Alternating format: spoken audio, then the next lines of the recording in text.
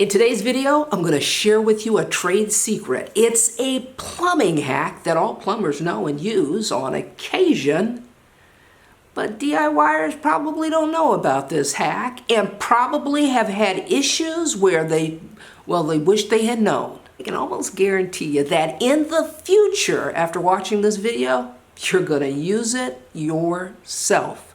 And you're going to wonder, how the heck didn't I know about this? I'm going to show you what it is and how to use it coming up next. It's white bread used as a tool. Now I'm going to show you how this plumbing hack works on a plumbing issue I encountered while I was installing a brand new vanity and updating the plumbing in the bathroom. What I have here is a leaky pipe, and I've already shut off the water, but it continues to drip. I have to extend this pipe, and to do so I have to sweat it. I have to solder it. If you can't stop that leak, you can't sweat that pipe.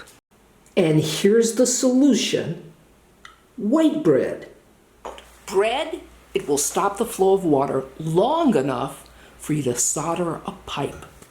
What you have to do is you have to tear off a sizable amount of bread and compress it into a wad.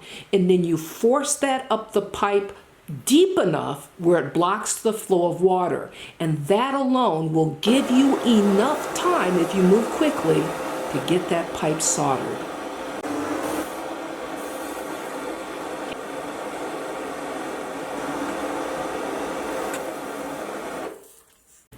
I just got my sample cabinet doors from cabinets.com.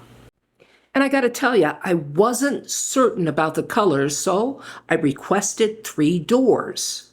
The one on the left is billiard green. The one in the center, that's maple toffee. And the one on the right is maple natural. I took advantage of their fully refundable sample door program, and the returns are free.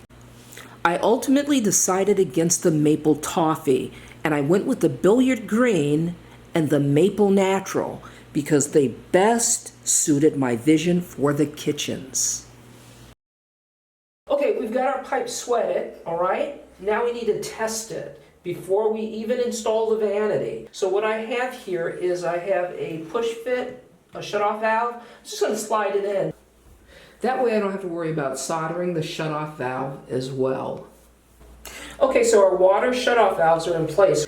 Now what we have to do is we have to turn the water back on and test our line to make certain that, well, we don't have any leaks here and that bread did its job. Okay, I've turned the water on and now I'm just going to check the joint, and it's dry as a bone. This is Leah saying, you can do this. See you next time. Now, if you want to see more videos like this, just click here.